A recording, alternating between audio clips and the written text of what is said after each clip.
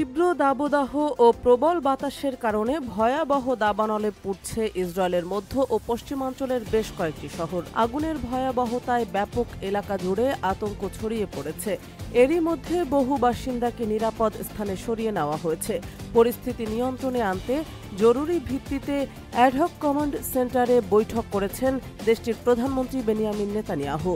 বুধবার রাতে তুরস্ক ভিত্তিক সংবাদ সংস্থা আনাদোলুর এক প্রতিবেদনে এসব তথ্য জানানো হয়। প্রতিবেদনে বলা হয়, মধ্য ইসরায়েলের মোসাভ তারুম এলাকার কাছে প্রথম আগুনের সূত্রপাত ঘটে।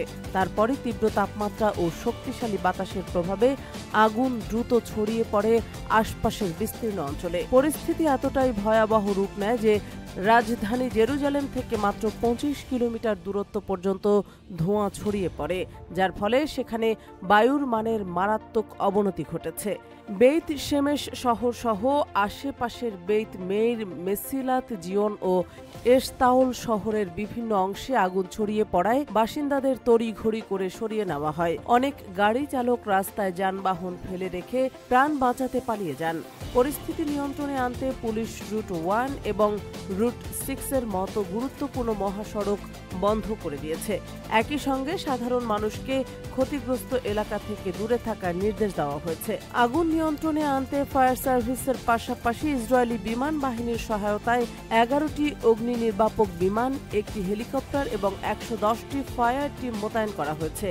ফায়ার অ্যান্ড রেস্কিউ অথরিটির একজন মুখপাত্র জানিয়েছেন, এ পর্যন্ত কমপক্ষে 9 জন আহত হয়েছেন, যাদের মধ্যে 7 জন ফায়ার ফাইটার এবং 2 জন বেসামরিক নাগরিক। আগুন নিয়ন্ত্রণে আনতে 6টি জেলার দমকল বাহিনীর পাশাপাশি ইসরায়েল ডিফেন্স ফোর্সেস ও অন্যান্য উদ্ধার কর্মীরাও কাজ করছে। সামাজিক যোগাযোগ মাধ্যমে ছড়িয়ে পড়া ভিডিও ফুটেজে দেখা গেছে, রেহোভোট শহরের কাছাকাছি মহাসড়কে ধোঁয়ার মধ্যে হেঁটে চলেছেন মানুষ।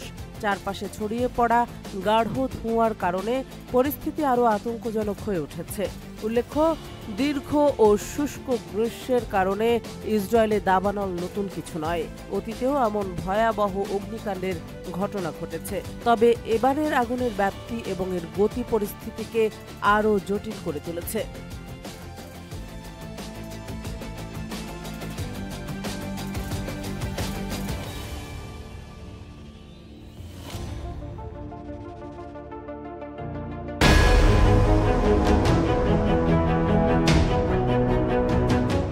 ইসরায়েলের উত্তরাঞ্চলের আকাশে ব্যালিস্টিক ক্ষেপণাস্ত্র হামলা চালিয়েছে ইয়েমেনের হুথি বিদ্রোহীরা।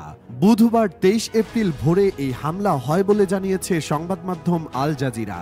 ইসরায়েলি সামরিক বাহিনীর দাবি, ক্ষেপণাস্ত্রটি সফলভাবে প্রতিহত করা হয়েছে এবং এতে কোনো হতাহতের ঘটনা ঘটেনি।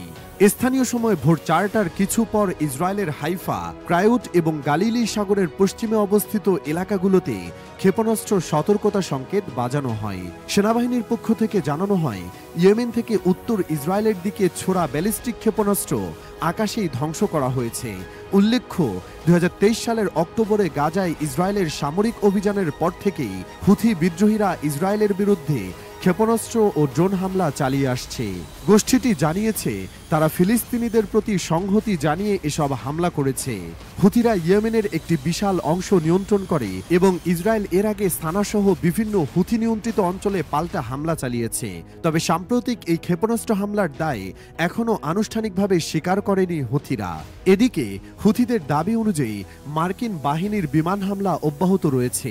গত 15 মার্চ থেকে প্রায় প্রতিদিনই হুথি নিয়ন্ত্রিত হুদাইদা, মারিব এবং সাদা প্রদেশে মার্কিন হামলা হচ্ছে। বুধবারের হামলায় মারিবে টেলিযোগাযোগ সরঞ্জামে আঘাত এনেছে, যেটি এর আগেও মার্কিন বাহিনীর লক্ষ্যবস্তু ছিল। এই হামলাগুলোর প্রতিক্রিয়ায় হুথিরা আমেরিকান ড্রোনের উপর পাল্টা আক্রমণ জোরদার করেছে। হুথি সামরিক মুখপাত্র ব্রিগেডিয়ার জেনারেল ইয়াহিয়া সারি জানান, তারা ইয়েমেনের উত্তর পশ্চিমাঞ্চলীয় হাজ্জাহ প্রদেশে যুক্তরাষ্ট্রের একটি MQ-9 রিপার ড্রোন গুলি করে ভূপাতিত করেছে। প্রসঙ্গত, এই ড্রোনগুলো অত্যাধুনিক প্রযুক্তি সম্পন্ন এবং প্রতিটির মূল্য প্রায় $30 মিলিয়ন। এটি 40,000 ফুটেরও বেশি উচ্চতায় টানা 30 ঘন্টারও বেশি সময় ধরে উঠতে সক্ষম। হুথিদের দাবি অনুযায়ী গত এক দশকে তারা মোট 26টি MQ-9 রিপার ড্রোন ভূপাতিত করেছে। মার্কিন সেনাবাহিনী এই ড্রোন ধ্বংসের ঘটনা স্বীকার করলেও এ নিয়ে বিস্তারিত মন্তব্য করতে অস্বীকৃতি জানিয়েছে।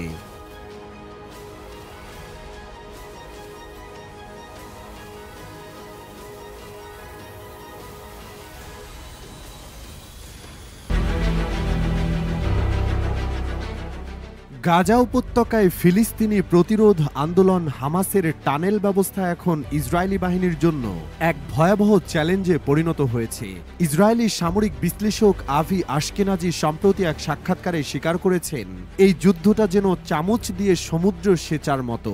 গাজার মাটির নিচে হাজার হাজার সুড়ঙ্গ এখনো অচিহ্নিত। প্রতিটি ধাপে ইসরায়েলি সেনারা নতুন নতুন বিপদের মুখোমুখি হচ্ছে। তার মতে হামাস এখনো শক্তিশালী এবং গেরিলা যুদ্ধের মাধ্যমে তারা যে কোনো মুহূর্তে ইসরায়েলি বাহিনীর ওপর হামলা চালিয়ে পুনরায় গায়েব হয়ে যাচ্ছে। এমন ঘটনা দিনে বহুবার ঘটছে, যা সেনাবাহিনীর জন্য কঠিন এক বাস্তবতা তৈরি করছে। এছাড়া গাজা উপত্যকার সামরিক অভিযানে ইসরায়েলি বাহিনীর সেনা ঘাটতি এখন বড় প্রতিবন্ধক হয়ে দাঁড়িয়েছে। রাফা এলাকায় মোতায়েন করা একমাত্র রিজার্ভ ব্রিগেডের মাত্র 60% সেনা, ফলে বৃহৎ পরিসরে অভিযান চালানো যাচ্ছে না। আশকেনাজি সতর্ক করে বলেন, সেনা সংখ্যা বাড়লেও সেই বিকল্প ঝুঁকিপূর্ণ, কারণ এতে হামাস আরও আক্রমণাত্মক হয়ে উঠতে পারে, যা ইসরায়েলি বন্দীদের জীবনের জন্য হুমকি হয়ে দাঁড়াতে পারে। এদিকে দখলদার ইসরায়েলের একটিই প্রশ্ন, হামাস আত্মসমর্পণ করবে কবে? কিন্তু বিশ্লেষকদের মতে এই প্রশ্নটাই ভুল, কারণ এখন আর যুদ্ধটা কৌশলের নয়, এটা এক জাতির অস্তিত্ব টিকিয়ে রাখার সংগ্রাম। হামাস আজ আর শুধু একটি সংগঠন নয়, এটি গোটা ফিলিস্তিনি জাতির প্রতিরোধের প্রতীক। বিশ্লেষক ডেভিড হিয়ার্স্ট বলেন, হামাসের পরিণতি মানেই ফিলিস্তিনের পরিণতি। তার মতে যুদ্ধে এখন খাদ্যকে অস্ত্র হিসেবে ব্যবহার করছে ইসরায়েল, গাজার খাদ্য গুদাম ধ্বংস করছে এবং ক্ষুধা তৃষ্ণায় নারী ও শিশুরা মৃত্যুর মুখে পতিত হচ্ছে। তবুও হামাস পিছু হটছে না। ইসরায়েল আশা করেছিল হামাসও হয়তো ফাতাহর মতো হবে, অর্থ নেবে, বন্দি দেবে, অস্ত্র ছাড়বে, কিন্তু হামাস বরাবরই জানিয়ে দিয়েছে তারা দুটি শর্তে অনড়, অস্ত্র ত্যাগ নয় এবং ইসরায়েলি বাহিনীর পূর্ণ প্রত্যাহার। তারা দীর্ঘমেয়াদী যুদ্ধবিরতির প্রস্তাব দিয়েছে, যেখানে সব বন্দি বিনিময়ের পাশাপাশি গাজার প্রশাসনিক ক্ষমতা অন্য দলগুলোর হাতে হস্তান্তরের কথাও ছিল, কিন্তু আত্মসমর্পণের কোনো প্রশ্নই আসে না। হামাসের প্রতিরোধ কেবল রাজনৈতিক নয়, ধর্মীয় বটে। এই সংগঠনটি আল আকসা মসজিদ রক্ষার আন্দোলন থেকেই সৃষ্টি। এখন গাজার সাধারণ মানুষও সেই বিশ্বাস ও শৃঙ্খলায় অনুপ্রাণিত। 23 বছর বয়সী প্যারামেডিক রিফাত রাদওয়ান মৃত্যুর আগে আল্লাহর কাছে ক্ষমা প্রার্থনা করেন, কারণ তিনি নিয়মিত নামাজ পড়তেন না। এই অনুভব হাজারো ফিলিস্তিনিদের মনে স্থান করে নিয়েছে, যারা হয়তো হামাসের সদস্য নন, কিন্তু তাদের ধর্মীয় চেতনা অটুট। হামাস জানে তারা হয়তো ধ্বংস হয়ে যেতে পারে, কিন্তু তারা ইতিমধ্যেই একটি লক্ষ্য পূরণ করেছে, ফিলিস্তিনি আত্মনিয়ন্ত্রণের দাবি আবারও আন্তর্জাতিক সংলাপের কেন্দ্রবিন্দুতে ফিরিয়ে আনা। পিউ রিসার্চের মতে 53% মার্কিন নাগরিক এখন ইসরায়েলকে বিশ্বের জন্য অস্বস্তিকর মনে করেন। ইউরোপের অনেক দেশ ফিলিস্তিনি রাষ্ট্রকে স্বীকৃতি দেওয়ার পথে অগ্রসর হচ্ছে।